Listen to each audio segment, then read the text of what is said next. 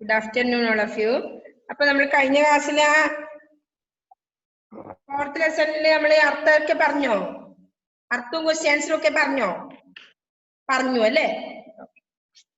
അപ്പൊ ഇതില് ഈ പിരിച്ചെഴുതാം ചേർത്തെഴുതാന്നല്ലേ എല്ലാരും എഴുതിയോ? നോട്ടിലൊക്കെ എഴുതിയോ? അപ്പൊ ക്വസ്റ്റ്യൻസ് ഞാൻ എഴുതി റെഡിയാക്കിയിട്ടുണ്ട്. ഞാൻ ഇപ്പൊ സെൻഡ് ചെയ്യാം ക്ലാസ് കഴിഞ്ഞവിടെ. ആ ടൈമിൽ തന്നെ എഴുതിയെടുക്കണേ, പിന്നീടേക്ക് വെക്കരുതേ.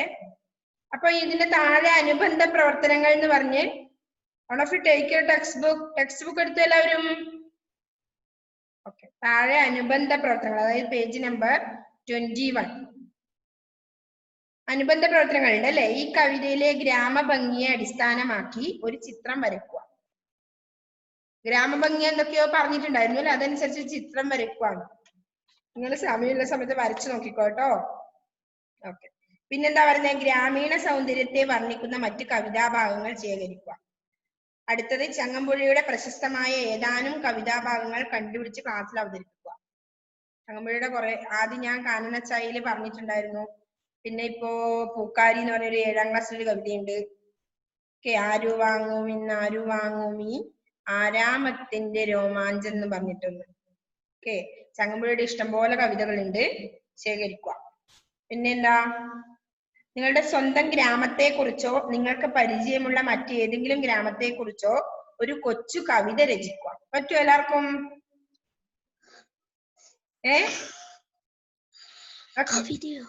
അപ്പൊ എല്ലാരും ഒന്ന് രചിച്ച് നോക്കുക കേട്ടോ, നിങ്ങളുടെ ഭാവന വർദ്ധിക്കും. ഓക്കെ, നിർമ്മല കിട്ടുന്നില്ലല്ലേ? നിർമ്മലേ അതേ പ്ലേസിൽ ഇരുന്നോ, അവിടുന്ന് മാറണ്ട. അപ്പോ നമുക്കിന്ന് ഏത് പാഠം? അപ്പൊ 4ാമത്തെ പാഠത്തിന്റെ ഞാൻ ക്വസ്റ്റ്യൻ ആൻസർ സെൻഡ് ചെയ്യാം. അപ്പൊ അടുത്തത് സെൻഡ് ചെയ്യും. അപ്പൊ പാഠം 5 എന്താ പേര്? 5ാമത്തെ പാഠത്തിന്റെ പേരെന്താ? ഒരു പിടി ഉപ്പും ഒരു സാമ്രാജ്യവും. ഒരു പിടി ഉപ്പും ഒരു സാമ്രാജ്യവും എന്ന് പറയുമ്പോ നിങ്ങൾക്ക് എന്തെങ്കിലും ഓർമ്മ വരുന്നുണ്ടോ? ഇല്ലേ? ആ പിക്ചറിൽ എന്തെങ്കിലും കാണുമ്പോ ഓർമ്മ വരുന്നുണ്ടോ? ആരെ കുറിച്ചായിരിക്കും? ഗാന്ധിജി. ഓക്കെ, സത്യാഗ്രഹം. ഓക്കെ, പറയുന്നത്. അപ്പൊ ഗാന്ധിജി ഇവിടെ അതായത് കോഴിക്കോട് 2-3 ദിവസത്തെ പത്രത്തിന് മുമ്പേ ഒരു പത്രത്തിലെ ഫസ്റ്റ് പേജിൽ ഒരു വാർത്ത ഉണ്ടായിരുന്നു. ആരെങ്കിലും ശ്രദ്ധിച്ചിട്ടുണ്ടായിരുന്നു അത്? ഓക്കെ, എത്ര പേര്? ഗാന്ധിജി ആദ്യമായിട്ട് കോഴിക്കോട് കാല് കുത്തിയത് 100ാം വർഷം തികയുന്നു എന്നും പറഞ്ഞ് പത്രത്തിൽ ന്യൂസ് ഉണ്ടായിരുന്നു. ശ്രദ്ധിച്ചിട്ടുണ്ടോ ആരെങ്കിലും? അല്ലേ, ഒരാളെ ശ്രദ്ധിച്ചിട്ടു. അപ്പൊ നമുക്ക് ഏകദേശം അതോടനുബന്ധിച്ച കാര്യങ്ങളാണല്ലേ ഇവിടെ പറയുന്നത്. ഒരു പിടി ഉപ്പും ഒരു സാമ്രാജ്യം എന്ന് പറയുന്ന ഉപ്പ് സത്യാഗ്രഹം, ഗാന്ധിജി, സ്വാതന്ത്ര്യ സമരം, ഇതൊക്കെ നമുക്ക് ഓർമ്മ വരുന്നുണ്ട് അല്ലേ? ഓക്കെ,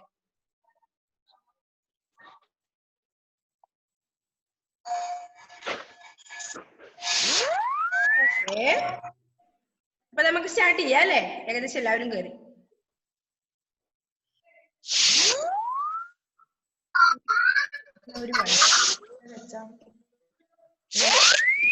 പ്ലെയിനിൽ ഇറങ്ങി വരുമ്പോൾ ഒരു ഒച്ച. അതാ ഇപ്പം ഗെയിം കളിക്കുന്നത്. നമുക്ക് സ്റ്റാർട്ട് ചെയ്യാം. പാഠം 5 ഒരു പിടി ഉപ്പും ഒരു സാമ്രാജ്യവും. അപ്പൊ 4ാമത്തെ ലെസന്റെ ക്വസ്റ്റ്യൻസ് ഞാൻ സെൻഡ് ചെയ്ത് തരും. അപ്പൊ ബാക്കിയുള്ളത് അർത്ഥം, പിരിച്ചെഴുതുക, ചേർത്തെഴുതുക ഒക്കെ എഴുതിയിട്ടുണ്ടാവണം നോട്ടില് കേട്ടോ. അത്രേ ഉള്ളൂ നമുക്കതില്. ശരിയായും ഓക്കെ. അപ്പോ ശ്രദ്ധിക്കണേ എല്ലാവരും. കച്ചവടത്തിന് വന്ന ഇംഗ്ലീഷുകാർ ഇന്ത്യയുടെ ഭരണാധികാരികളായി മാറിയത് മുതൽ ഇന്ത്യക്കാരെ പല വിധത്തിൽ ദ്രോഹിക്കുവാൻ തുടങ്ങി. ഇവിടുത്തെ പരമ്പരാഗത ഗ്രാമ വ്യവസായങ്ങളെയും തൊഴിലുകളെയും അവർ നിർവീര്യമാക്കി. ഇംഗ്ലണ്ടിൽ ഉണ്ടാക്കിയ സാധനങ്ങൾ വൻ വിലയ്ക്ക് ഇവിടെ കൊണ്ടുവന്ന് വിൽക്കുകയും ചെയ്തു. സാമ്പത്തികമായി ഇന്ത്യക്കാർ തകർന്നു. ജനങ്ങളിൽ നിന്ന് വൻ നികുതി പിരിച്ചു. കൃഷിക്കാരിൽ നിന്ന് 20% ഭൂനികുതിയും 30% ഉപ്പു നികുതിയും വസൂലാക്കി. ഇതിനെതിരെ പ്രതിഷേധിച്ച ദേശീയ നേതാക്കളെ മർദ്ദനമുറകൾ കൊണ്ടാണ് ഭരണകൂടം നേരിട്ടത്. ഓക്കെ, നെക്സ്റ്റ് പാരഗ്രാഫ് വായിക്കുന്നത്. ഗാന്ധിജി, നെഹ്റു, പട്ടേൽ മുതലായവരുടെ നേതൃത്വത്തിൽ ജനങ്ങൾ സംഘടിത ശക്തിയായി മുന്നേറി. ബ്രിട്ടീഷുകാർ ഇന്ത്യ വിടുക, പൂർണ്ണ സ്വരാജ് അനുവദിക്കുക തുടങ്ങിയ മുദ്രാവാക്യങ്ങൾ നാടെങ്ങും മുഴങ്ങിക്കേട്ടു.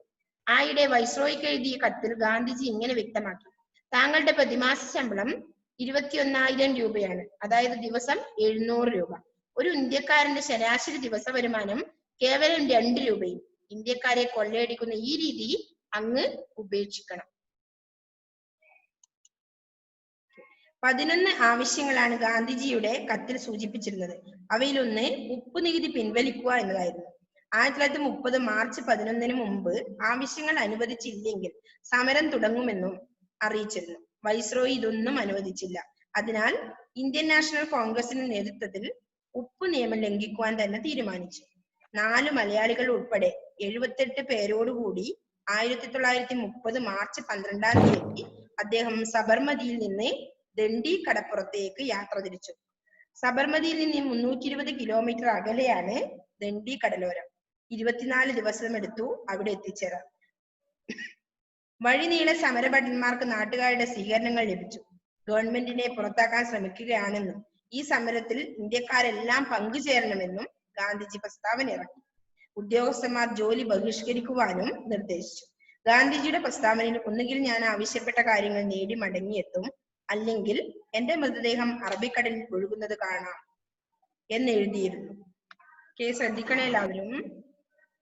ഗാന്ധിജിയും അനുചരന്മാരും ഏപ്രിൽ 6 തീയതി കടൽ ജലത്തിൽ നിന്ന് ഉപ്പുണ്ടാക്കി നിയമം ലംഘിച്ചു. ഉപ്പ് വിറ്റ് കിട്ടിയ 1600 രൂപ അദ്ദേഹം പാവങ്ങൾക്ക് വിതരണം ചെയ്തു. ഇന്ത്യയിൽ എല്ലായിടത്തും ഈ മാതൃകയുള്ള സമരം തുടരാൻ ഗാന്ധിജി ആഹ്വാനം ചെയ്തതോടെ വൈസ്രോയ്ക്ക് കലിയിളകി. മെയ് 5 തീയതി ഗാന്ധിജിയെ അറസ്റ്റ് ചെയ്തു. അദ്ദേഹം പ്രസിദ്ധം ചെയ്തിരുന്ന യങ് ഇന്ത്യ എന്ന പത്രം നിരോധിച്ചു. അതടിച്ചിരുന്ന നവജീവൻ പ്രസ് അടച്ചുപൂട്ടി. സത്യാഗ്രഹത്തിന്റെ ആരംഭത്തിൽ തന്നെ സർദാർ പട്ടേലിനെ അറസ്റ്റ് ചെയ്തിരുന്നു. അദ്ദേഹം ജയിലിൽ അടച്ചപ്പോൾ അനുയായികളായി 75,000 പേർ രംഗത്ത് വന്നു. ഉപ്പ് സത്യാഗ്രഹത്തിന്റെ അലയടികൾ കേരളത്തിലും ഉണ്ടായി. 1930 ഏപ്രിൽ 13 തീയതി കെ കേളപ്പന്റെ നേതൃത്വത്തിൽ ഉപ്പ് നിയമം ലംഘിക്കാൻ ഒരു സന്നദ്ധ സംഘം കോഴിക്കോട്ട് നിന്ന് പയ്യന്നൂരിലേക്ക് പുറപ്പെട്ടു. വഴിനീള സ്വീകരണം ഏറ്റുവാങ്ങി ഈ സംഘം 21 തീയതി പയ്യന്നൂരിലെത്തി. പാലക്കാട്ട് നിന്നും TR കൃഷ്ണസ്വാമി അയ്യരുടെ നേതൃത്വത്തിൽ മറ്റൊരു സംഘവും പുറപ്പെട്ടു. യാത്രാമധ്യേ ഗാന്ധിജിയുടെ ഒരു കമ്പി സന്ദേശം കേളപ്പൻ ലഭിച്ചു. കേളപ്പൻ ഒരു പറ്റം അനുയായികളോടുകൂടി പുറപ്പെട്ടിരിക്കുന്നു എന്നറിഞ്ഞതിൽ സന്തോഷം. സംഭവങ്ങൾ അറിയിച്ചുകൊണ്ടിരിക്കണം എന്നായിരുന്നു ആ സന്ദേശം. ദണ്ഡിയിൽ സംഭവിച്ചതുപോലെ കേരളത്തിലും ഉപ്പ് നിയമം ധീരമായി ലംഘിച്ചു. ദിവസങ്ങൾക്കകം ബ്രിട്ടൻ മർദ്ദനമുറകളും ആരംഭിച്ചു. കോഴിക്കോട് കടപ്പുറത്ത് ഉപ്പ് നിയമം ലംഘിച്ചവരെ മർദ്ദിക്കുക മാത്രമല്ല, ഉപ്പ് കുറുക്കാൻ കൊണ്ടുവന്ന ചട്ടിയും ചിരട്ടിയും കലവും എല്ലാം തല്ലിപ്പൊട്ടിക്കുകയും ചെയ്തു. K Kelappan, Muhammad Abdul Rahman Sahib, TR Krishnaswami Iyer, K Madhavan, RV Sharma, P Krishna Pillai തുടങ്ങിയവർ എന്നിവരെ 9 മാസത്തെ കഠിന തടവിന് ശിക്ഷിക്കുകയുണ്ടായി. ഗാന്ധിയൻ പ്രവർത്തനങ്ങൾക്ക് കേരളത്തിൽ നേതൃത്വം നൽകിയ K കേളപ്പൻ പിൻകാലത്ത് കേരള ഗാന്ധി എന്ന പേരിൽ അറിയപ്പെടാൻ തുടങ്ങി. ഇന്ത്യയിൽ പല സ്ഥലങ്ങളിലും ഉപ്പ് നിയമം ലംഘിക്കുവാൻ ജനക്കൂട്ടം മുൻപോട്ട് വന്നു. തമിഴ്നാട്ടിൽ C രാജഗോപാലാചാരിയാണ് നിയമം ലംഘിച്ചത്. സത്യാഗ്രഹത്തിൽ പങ്കെടുത്തതിന് ഡൽഹിയിൽ മാത്രം ആയിരക്കണക്കിന് പേർ തടവിലായി. സമരം നിത്യേന ശക്തി പ്രാപിച്ചു കൊണ്ടിരുന്നു. ഈ ഘട്ടത്തിൽ ഇന്ത്യൻ നാഷണൽ കോൺഗ്രസിനെ സർക്കാർ നിരോധിച്ചു. ഇതോടെ മർദ്ദനം രൂക്ഷമായി. സമരവീര്യവും വർദ്ധിച്ചു. ഒടുവിൽ ഗാന്ധി ഇർവിൻ സന്ധി സംഭാഷണം നടന്നു. ഇതോടെ സിവിൽ നിയമലംഘനം പിൻവലിക്കപ്പെട്ടു. ബ്രിട്ടീഷ് സാധനങ്ങളുടെ വിൽപ്പന ഇന്ത്യയിൽ തടയുകയില്ലെന്ന് തീരുമാനമായി. മർദ്ദനമുറകൾ അവസാനിപ്പിക്കാമെന്ന് സർക്കാരും സമ്മതിച്ചു. സ്വന്തമായി ഉപ്പുണ്ടാക്കാൻ ജനങ്ങളെ അനുവദിക്കുകയും ചെയ്തു. എല്ലാ സത്യാഗ്രഹത്തോട് തടവുകാരെയും അതോടെ മോചിപ്പിച്ചു. ഉപ്പ് സത്യാഗ്രഹം അങ്ങനെ വൻ വിജയത്തിൽ കലാശിച്ചു. അല്ലേ? ഓക്കെ, ഇത്ര പോലെയാണ് ഈ പാഠം ഉള്ളത്. അപ്പൊ എന്തൊക്കെ നിങ്ങൾക്ക് ഇതിൽ നിന്ന് മനസ്സിലായി?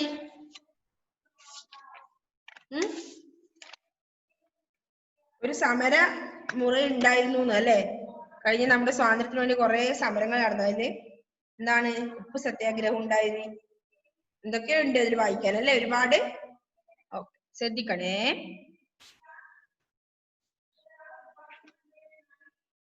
അപ്പൊ കച്ചവടത്തിന് വന്ന ഇംഗ്ലീഷുകാർ ഇന്ത്യയുടെ ഭരണാധികാരികളായി മാറിയത് മുതൽ ഇന്ത്യക്കാരെ പല വിധത്തിൽ ദ്രോഹിക്കുവാൻ തുടങ്ങി അല്ലെ? കച്ചവടത്തിന് വന്ന ഇംഗ്ലീഷുകാർ ഇന്ത്യയുടെ വന്ന ബ്രിട്ടീഷുകാർ എന്തായി? നമ്മുടെ നാട്ടിൽ വന്ന് നമ്മുടെ പല ഇതിലും പങ്കാളികളാവുമ്പോ അത് പങ്കാളികളാവുക മാത്രമല്ല നമ്മളെ ദ്രോഹിക്കുകയും ചെയ്തു. നമ്മുടെ വീട്ടില് വേറൊരാൾ വന്നിട്ട് നമ്മളെ ഭരിക്കാൻ തുടങ്ങിയവര് അല്ലെ? അപ്പൊ അതാർക്കെങ്കിലും സഹിക്കാനും ക്ഷമിക്കാനും പറ്റുമോ അല്ലെ? ഓക്കെ, അങ്ങനെയാ ഉണ്ടായത്. അപ്പൊ കച്ചവടത്തിന് വന്ന ഇംഗ്ലീഷുകാർ എന്ത് ചെയ്തു? ഇന്ത്യയുടെ ഭരണാധികാരികളായി മാറിയത് മുതൽ ഇന്ത്യക്കാരെ പല വിധത്തിൽ ദ്രോഹിക്കുവാൻ തുടങ്ങി. ഇവിടുത്തെ പരമ്പരാഗത ഗ്രാമ വ്യവസായങ്ങളെയും തൊഴിലുകളെയും അവർ നിർവീര്യമാക്കി അല്ലെ? നമ്മുടെ പരമ്പരാഗത വ്യവസായങ്ങളെയും തൊഴിലുകളെയും എന്ത് ചെയ്തു? അവർ ആധുനിക യന്ത്രവൽക്കരണങ്ങളൊക്കെ കൊണ്ടുവന്ന സമയത്ത് നമ്മളിതൊക്കെ എന്ത് ചെയ്തു? നിർവീര്യമാക്കി. നിർവീര്യമാക്കുക പറഞ്ഞാൽ ഇല്ലാതാക്കുക. ഇംഗ്ലണ്ടിൽ ഉണ്ടാക്കിയ സാധനങ്ങൾ വൻ വിലക്ക് ഇവിടെ കൊണ്ടുവന്ന് വിൽക്കുകയും ചെയ്തു അല്ലെ? പുറം നാട്ടിൽ നിന്ന് കൊണ്ടുവരുന്ന സാധനങ്ങൾ എന്തായാലും വലിയ വിലക്ക് ഇവിടെ കൊടുക്കും. അപ്പോ വിൽക്കുകയും ചെയ്തു. സാമ്പത്തികമായി ഇന്ത്യക്കാർ അതോടെ എന്ത് ചെയ്തു? തകരാൻ തുടങ്ങി അല്ലെ? തകർന്നു. വലിയ വിലക്ക് ചെറിയ പണിയെടുക്കുന്നവർക്ക് എന്ത് ചെയ്യാൻ പറ്റില്ല? വലിയ വിലക്ക് സാധനങ്ങൾ വാങ്ങുമ്പോൾ അവരെന്ത് ചെയ്യും? സാമ്പത്തികമായി അവർ തളരും അല്ലെ? തകരും. ജനങ്ങളിൽ നിന്ന് വൻ നികുതി പിരിക്കാൻ തുടങ്ങി അല്ലെ? അതോടുകൂടി എന്ത് ചെയ്തു? അവര് വൻ നികുതി ജനങ്ങളിൽ നിന്ന് പിരിച്ചു. കൃഷിക്കാരിൽ നിന്ന് 20% ഭൂനികുതിയും 30% ഉപ്പ് നികുതിയും വസൂലാക്കി അല്ലെ? കൃഷിക്കാരൻ എന്ത് ചെയ്തു? 20% എന്ത് ഭൂനികുതി അടക്കാവുന്ന നികുതി, ഭൂമിക്ക് നികുതി അടക്കുന്നത് ഭൂനികുതിയും 30% ഉപ്പ് നികുതിയും വസൂലാക്കി.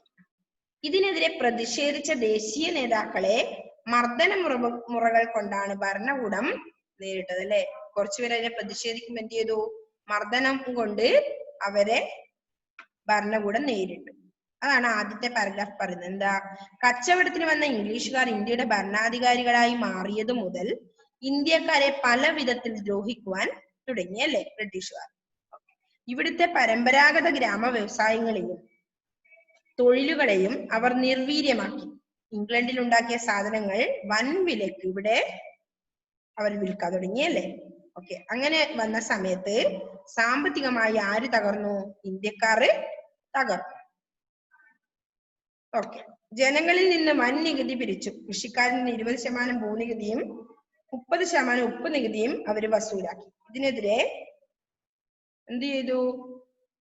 പ്രതിഷേധിച്ചവരെ മർദ്ദന മുറകൾ കൊണ്ട് അവര് നേരിട്ടു. ഓക്കെ, അതാണ് ഫസ്റ്റ് പാരഗ്രാഫില്. അപ്പൊ കച്ചവടത്തിന് വന്ന ഇംഗ്ലീഷുകാർ ഇന്ത്യയുടെ ശ്രദ്ധിക്കണേ, വായിക്കാൻ അറിയാത്തവർ വായിക്കുന്നത് ശ്രദ്ധിക്കണം. കച്ചവടത്തിന് വന്ന ഇംഗ്ലീഷുകാർ ഇന്ത്യയുടെ ഭരണാധികാരികളായി മാറിയത് മുതൽ ഇന്ത്യക്കാരെ പല വിധത്തിൽ ദ്രോഹിക്കുവാൻ തുടങ്ങി. ഇവിടുത്തെ പരമ്പരാഗത ഗ്രാമ വ്യവസായങ്ങളെയും തൊഴിലുകളെയും അവർ നിർവീര്യമാക്കി. ഇംഗ്ലണ്ടിൽ ഉണ്ടാക്കിയ സാധനങ്ങൾ വൻ വിലക്ക് ഇവിടെ കൊണ്ടുവന്ന് വിൽക്കുകയും ചെയ്തു. സാമ്പത്തികമായി ഇന്ത്യക്കാർ തകർന്നു. ജനങ്ങളിൽ നിന്ന് വൻ നികുതി പിരിച്ചു. കൃഷിക്കാരിൽ നിന്ന് 20% ഭൂനികുതിയും 30% ഉപ്പ് നികുതിയും വസൂലാക്കി. ഇതിനെതിരെ പ്രതിഷേധിച്ച ദേശീയ നേതാക്കളെ മർദ്ദന മുറകൾ കൊണ്ടാണ് ഭരണകൂടം നേരിട്ടത്. ഗാന്ധിജി, നെഹ്റു, പട്ടേൽ മുതലായവരുടെ നേതൃത്വത്തിൽ ജനങ്ങൾ സംഘടിത ശക്തിയായി മുന്നേറി. എന്ത് ചെയ്തു? ഇവരെ മർദ്ദന മുറകൾ കൊണ്ട് നേരിട്ട സമയത്ത് എന്ത് ചെയ്തു? ഗാന്ധിജി, നെഹ്റു, പട്ടേൽ മുതലായവരുടെ നേതൃത്വത്തിൽ ജനങ്ങൾ സംഘടിത ശക്തിയായിട്ട് എന്ത് ചെയ്തു? മുന്നേറി. ബ്രിട്ടീഷുകാർ ഇന്ത്യ വിടുക, പൂർണ്ണ സ്വരാജ് അനുവദിക്കുക തുടങ്ങിയ മുദ്രാവാക്യങ്ങൾ നാടെങ്ങും മുഴങ്ങിക്കേട്ടു. ഏതൊക്കെ മുദ്രാവാക്യങ്ങളായിരുന്നു? ബ്രിട്ടീഷുകാർ ഇന്ത്യ വിടുക, അണ്ടർലൈൻ ചെയ്തു കേട്ടോ, പൂർണ്ണ സ്വരാജ് അനുവദിക്കുക തുടങ്ങിയ മുദ്രാവാക്യങ്ങൾ നാടെങ്ങും മുഴങ്ങിക്കേട്ടു. ആയിടെ വൈസ്രോയിക്ക് എഴുതിയ കത്തിൽ ഗാന്ധിജി ഇങ്ങനെ വ്യക്തമാക്കി. എന്താ ഉണ്ടായത്? താങ്കളുടെ പ്രതിമാസ ശമ്പളം 21,000 രൂപയാണ്. അതായത് ദിവസം 700 രൂപ അല്ലെ? ഒരു ഇന്ത്യക്കാരന്റെ ശരാശരി ദിവസ വരുമാനം കേവലം 2 രൂപയും. ഇന്ത്യക്കാരെ കൊള്ളയടിക്കുന്ന ഈ രീതി അങ്ങ് ഉപേക്ഷിക്കണമെന്ന് പറഞ്ഞു അല്ലെ. ഓക്കെ, അതിനൊന്നും പ്രത്യേകിച്ച് ഒന്നുമില്ല, നിങ്ങൾ വായിച്ചാൽ മനസ്സിലാക്കുന്ന കാര്യമേ ഉള്ളൂ അല്ലെ. ഓക്കെ, ഗാന്ധിജി, നെഹ്റു, പട്ടേൽ മുതലായവരുടെ നേതൃത്വത്തിൽ ജനങ്ങൾ സംഘടിത ശക്തിയായി മുന്നേറി.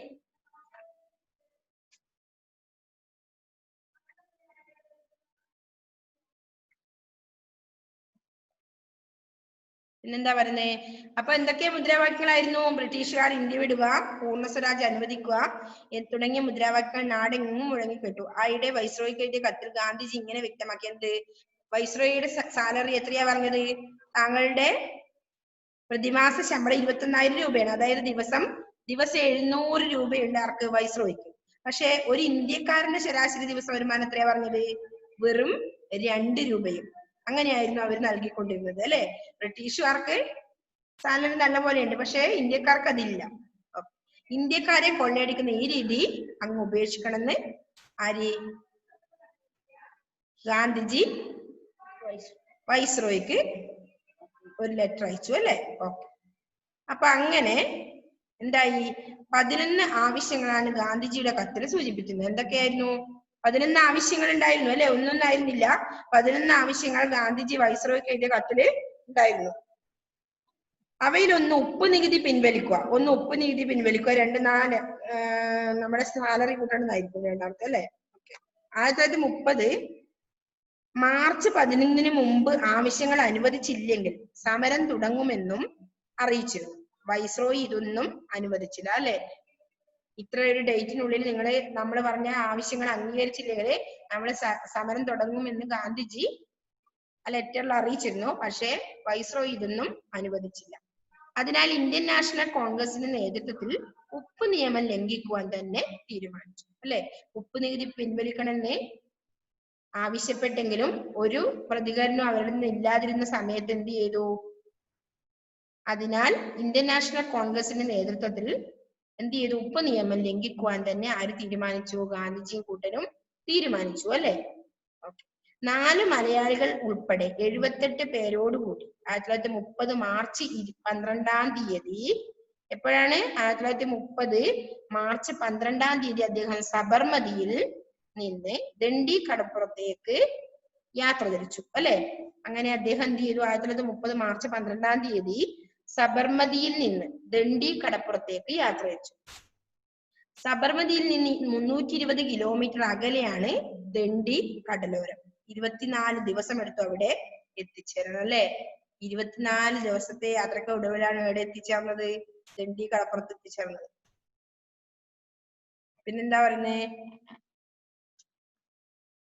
വഴി നീള സമരഭടന്മാർക്ക് നാട്ടുകാരുടെ സ്വീകരണങ്ങൾ ലഭിച്ചു. അപ്പൊ നാട്ടുകാരൊക്കെ ഇവരെ അംഗീകരിക്കുന്നവരല്ലേ, അതുകൊണ്ട് വഴി നീളെ അവർക്ക് എന്ത് ചെയ്തു? നാട്ടുകാരുടെ സ്വീകരണങ്ങൾ ലഭിച്ചു. ഗവൺമെന്റിനെ പുറത്താക്കാൻ ശ്രമിക്കുകയാണെന്നും ഈ സമരത്തിൽ ഇന്ത്യക്കാരെല്ലാം പങ്കുചേരണമെന്നും ഗാന്ധിജി പ്രസ്താവന ഇറക്കി അല്ലെ. ഗവൺമെന്റിനെ പുറത്താക്കാനാണ് തങ്ങൾ ശ്രമിക്കുന്നത്, അതുകൊണ്ട് ഇന്ത്യക്കാരൊട്ട് എല്ലാവരും എന്ത് ചെയ്യണം? ഇതിൽ പങ്കുചേരണമെന്നും ഗാന്ധിജി എന്ത് ചെയ്തു? പ്രസ്താവന ഇറക്കി അല്ലെ. ഓക്കെ, അങ്ങനെ 1930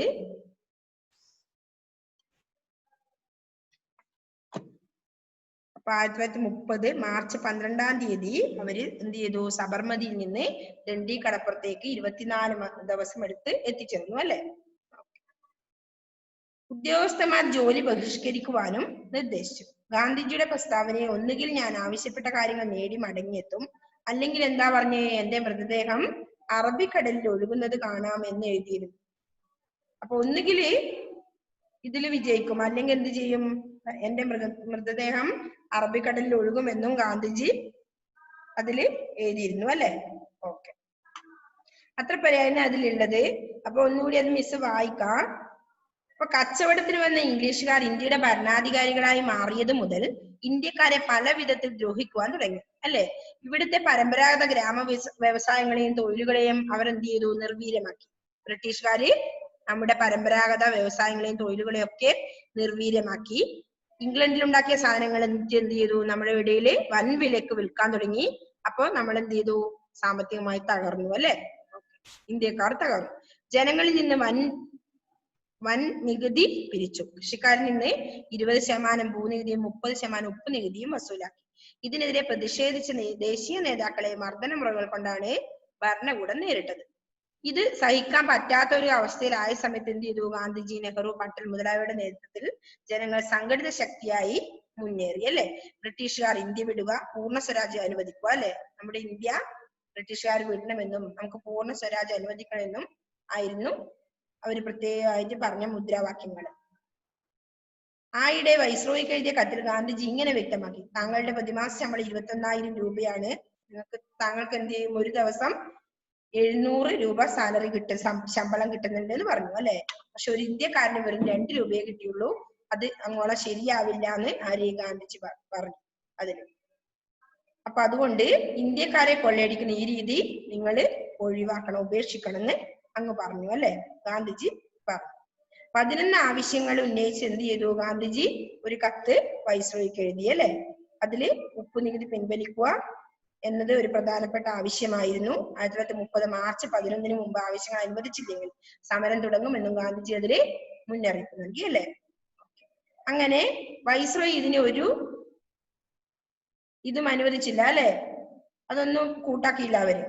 അതുകൊണ്ട് എന്ത് ചെയ്തു? അതിനാൽ ഇന്ത്യൻ നാഷണൽ കോൺഗ്രസിന്റെ നേതൃത്വത്തിൽ ഉപ്പ് നിയമം ലംഘിക്കുവാൻ തന്നെ ആര് തീരുമാനിച്ചു? ഗാന്ധിജിയും കൂട്ടരും തീരുമാനിച്ചു. 4 മലയാളികൾ ഉൾപ്പെടെ 78 പേരോടുകൂടി 1930 മാർച്ച് 12-ാം തീയതി അദ്ദേഹം എന്ത് ചെയ്തു? സബർമതിയിൽ നിന്ന് ദണ്ഡി കടപ്പുറത്തേക്ക് ഉപ്പ് സത്യാഗ്രഹത്തിന് വേണ്ടി പോയി. അല്ലെ? ഓക്കെ. അങ്ങനെ സബർമതിയിൽ നിന്ന് 24 ദിവസത്തെ യാത്രക്കൊടുവിൽ എവിടെ എത്തി? ദണ്ഡി കടപ്പുറത്ത് എത്തിച്ചേർന്നു. വഴിനീള സമരഭടന്മാർക്ക് നാട്ടുകാരുടെ സ്വീകരണങ്ങൾ ലഭിച്ചു. ഗവൺമെന്റിനെ പുറത്താക്കാൻ ശ്രമിക്കുകയാണെന്നും ഈ സമരത്തിൽ ഇന്ത്യക്കാരെല്ലാം പങ്കുചേരണമെന്നും ഗാന്ധിജി അറിയിച്ചു. അല്ലെ? ഉദ്യോഗസ്ഥന്മാർ ജോലി ബഹിഷ്കരിക്കുവാനും നിർദ്ദേശിച്ചു. ഗാന്ധിജിയുടെ പ്രസ്താവനയിൽ ഒന്നുകിൽ ഞാൻ ആവശ്യപ്പെട്ട കാര്യങ്ങൾ നേടി മടങ്ങിയെത്തുമെന്നും അല്ലെങ്കിൽ എന്റെ മൃതദേഹം അറബിക്കടലിൽ ഒഴുകുന്നത് കാണാമെന്നും എഴുതിയിരുന്നു. അത്രയും നമ്മൾ പഠിച്ചു. ഓക്കെ. അപ്പൊ ഇതൊന്ന് വായിക്കണല്ലോ. വായിക്കാൻ പറ്റുമോ എല്ലാവർക്കും? ഓക്കെ. ആരാ വായിക്കുന്നേ ഫസ്റ്റ്?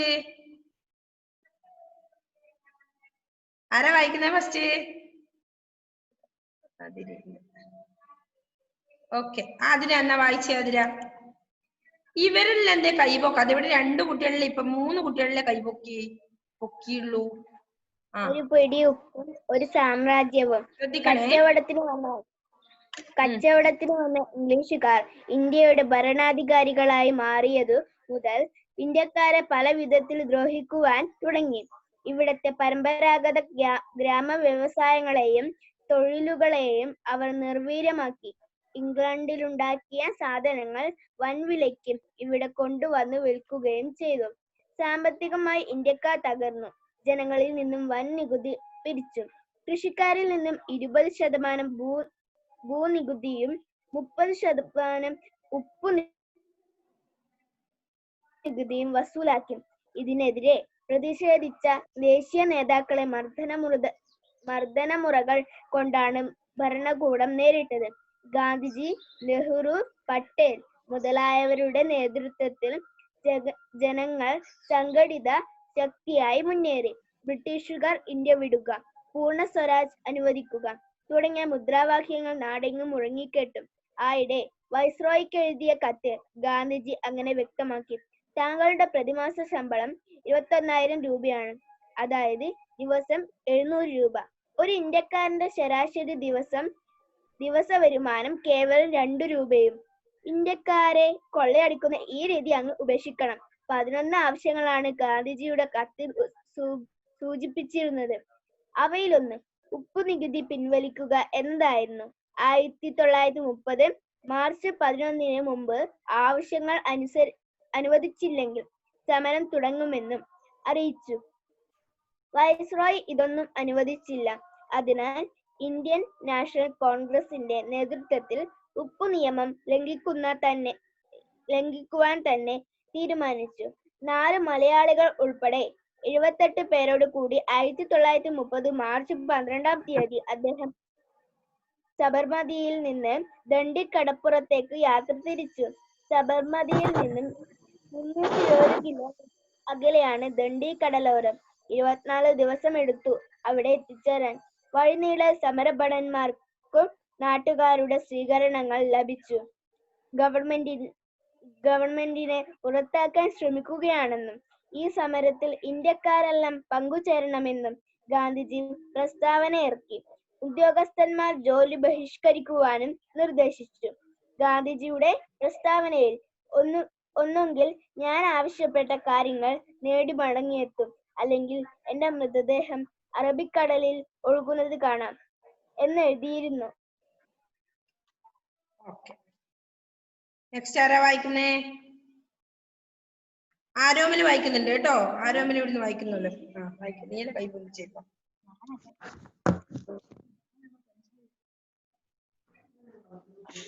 നെക്സ്റ്റ് ആരാ വായിക്കുന്നേ ഇവിടുന്ന്?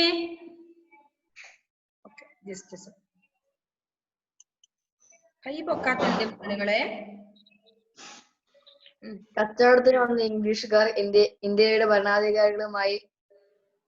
ഭരണാധികാരികളായി മാറിയത് മുതൽ ഇന്ത്യക്കാരെ പല വിധത്തിൽ ദ്രോഹിക്കുവാൻ തുടങ്ങി. ഇവിടുത്തെ പരമ്പരാഗത ഗ്രാമ വ്യവസായങ്ങളെയും തൊഴിലുകളെയും അവർ നിർവീര്യമാക്കി. ഇംഗ്ലണ്ടിൽ ഉണ്ടായ സാധനങ്ങൾ വൻ വിലയ്ക്ക് ഇവിടെ കൊണ്ടുവന്ന് വിൽക്കുകയും ചെയ്തു. സാമ്പത്തികമായി ഇന്ത്യക്കാർ വളരെയധികം തകർന്നു. ജനങ്ങളിൽ നിന്ന് വൻ നികുതി പിരിച്ചു. കൃഷിക്കാരിൽ നിന്ന് 20% ഭൂനികുതിയും 30% ഉപ്പ് നികുതിയും വസൂലാക്കി. ഇതിനെതിരെ പ്രതിഷേധിച്ച ദേശീയ നേതാക്കളെ മർദ്ദനമുറകൾ കൊണ്ടാണ് ഭരണകൂടം നേരിട്ടത്.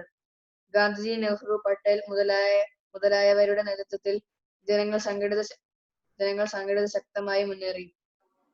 ബ്രിട്ടീഷുകാർ ഇന്ത്യ വിടുക, പൂർണ്ണ സ്വരാജ് അനുവദിക്കുക തുടങ്ങിയ മുദ്രാവാക്യങ്ങൾ നാടെങ്ങും മുഴങ്ങിക്കേട്ടു. ആയിടെ വൈസ്രോയ്ക്ക് എഴുതിയ കത്തിൽ ഗാന്ധിജി ഇങ്ങനെ വ്യക്തമാക്കി: താങ്കളുടെ പ്രതിമാസ ശമ്പളം 21,000 രൂപയാണ്, അതായത് ദിവസം 700 രൂപ. ഒരു ഇന്ത്യക്കാരന്റെ ശരാശരി ദിവസ വരുമാനം കേവലം 2 രൂപയും. ഇന്ത്യക്കാരെ കൊള്ളയടിക്കുന്ന ഈ രീതി ശരിയില്ല, അങ്ങ് ഉപേക്ഷിക്കണം. 11 ആവശ്യങ്ങളാണ് ഗാന്ധിജിയുടെ കത്തിൽ സൂചിപ്പിച്ചിരുന്നത്. അവയിലൊന്ന് ഉപ്പ് നികുതി പിൻവലിക്കുക എന്നതായിരുന്നു. 1930 മാർച്ച് 11 മുമ്പ് ആവശ്യങ്ങൾ അനുവദിച്ചില്ലെങ്കിൽ സമരം തുടങ്ങുമെന്നും അറിയിച്ചിരുന്നു. വൈസ്രോയി ഇതൊന്നും അനുവദിച്ചില്ല. അതിനാൽ ഇന്ത്യൻ നാഷണൽ കോൺഗ്രസിന്റെ നേതൃത്വത്തിൽ ഉപ്പ് നിയമം ലംഘിക്കുവാൻ തന്നെ തീരുമാനിച്ചു. 4 മലയാളികൾ ഉൾപ്പെടെ 78 പേരോട് കൂടി 1930 മാർച്ച് 12 അദ്ദേഹം സബർമതിയിൽ നിന്ന് ദണ്ഡി കടപ്പുറത്തേക്ക് യാത്ര തിരിച്ചു. സബർമതിയിൽ നിന്ന് 320 കിലോമീറ്റർ അകലെയാണ് ദണ്ഡി കടലോരം. 24 ദിവസം എടുത്ത് അവർ അവിടെ എത്തിച്ചേരാൻ. വഴിനീളെ സമരഭടന്മാർ നാട്ടുകാരുടെ സ്വീകരണങ്ങൾ ലഭിച്ചു. ഗവൺമെന്റിനെ പുറത്താക്കാൻ ശ്രമിക്കുകയാണെന്നും ഈ സമരത്തിൽ ഇന്ത്യക്കാരെല്ലാം പങ്കുചേരണമെന്നും ഗാന്ധിജി പ്രസ്താവന ഇറക്കി. ഉദ്യോഗസ്ഥന്മാർ ജോലി ബഹിഷ്കരിക്കാനും നിർദ്ദേശിച്ചു.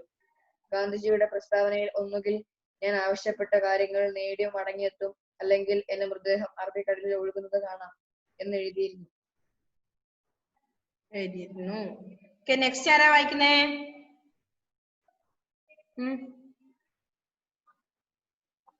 നെക്സ്റ്റ് ആരാ വായിക്കുന്നേ? മറ്റാർക്കും വായിക്കാനാവില്ലേ? ഓക്കെ, ശ്രീ വിഷ്ണു.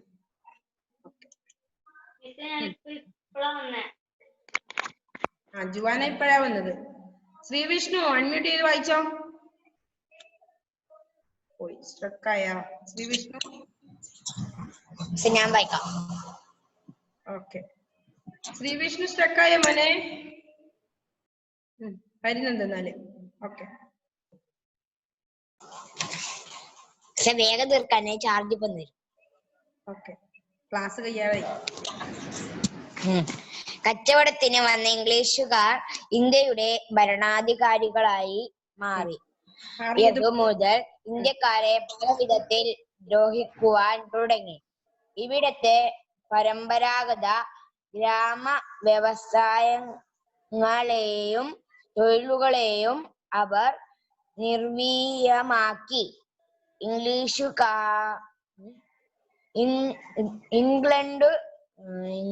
ഇംഗ്ലണ്ടിലുണ്ടാക്കിയ സാധനങ്ങൾ വൻവിലയ്ക്ക് ഇവിടെ കൊണ്ടുവന്നു വിലയ്ക്കുകയും ചെയ്തു. സാമ്പത്തികമായി ഇന്ത്യക്കാർ തകർന്നു. ജനങ്ങളിൽ നിന്ന് വൻ നികുതി പിരിച്ചു. കൃഷിക്കാരിൽ നിന്ന് 20%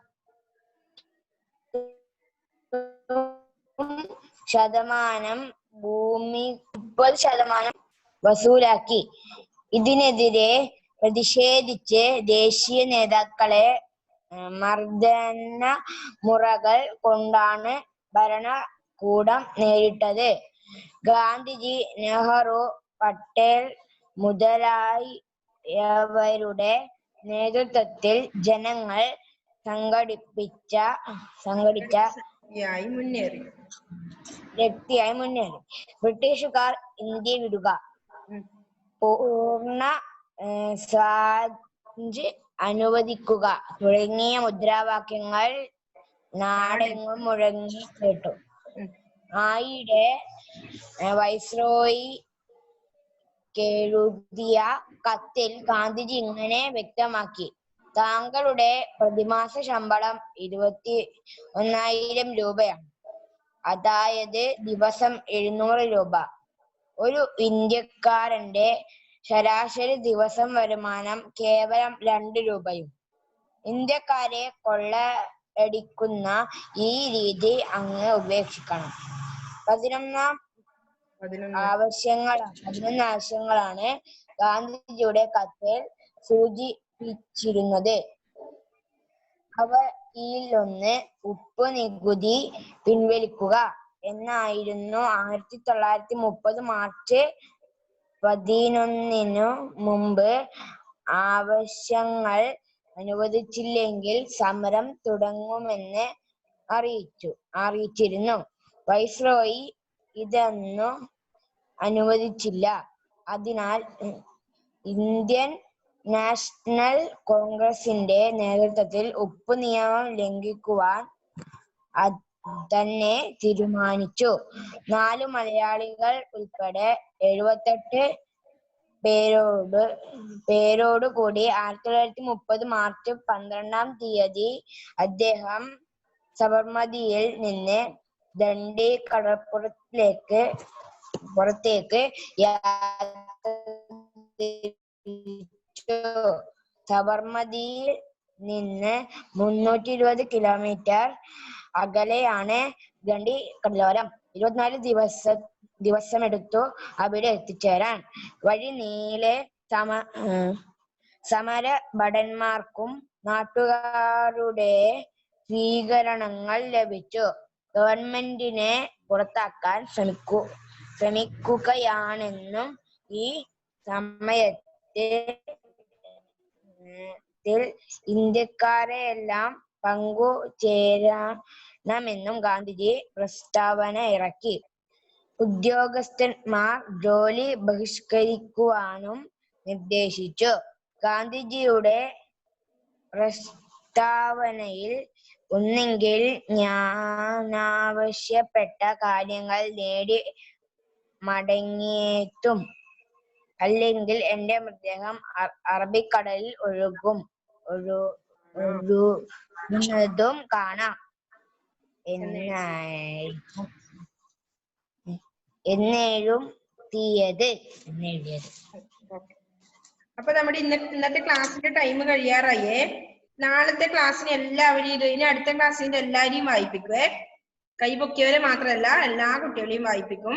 അതുകൊണ്ട് അടുത്ത ക്ലാസ്സിൽ എല്ലാവരും ഇത് വായിക്കാൻ പഠിക്കണം. ഒരു 5 ടൈമെങ്കിലും ഇത് വായിക്കണേ. ഇന്നെല്ലാവരും